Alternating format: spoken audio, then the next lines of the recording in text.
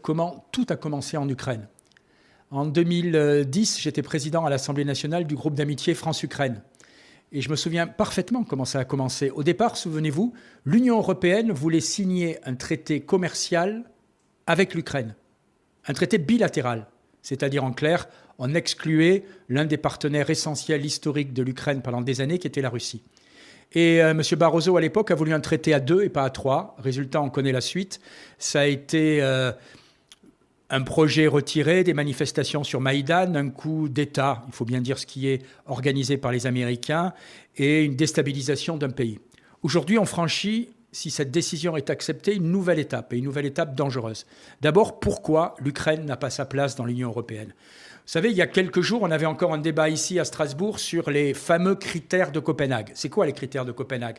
À un moment, à Copenhague, on a défini au niveau européen quels étaient les critères pour rentrer dans l'Union européenne, puisqu'il y a effectivement l'Ukraine et la Moldavie qui sont candidats, mais comme vous le savez, il y a la Géorgie et le reste des pays des Balkans.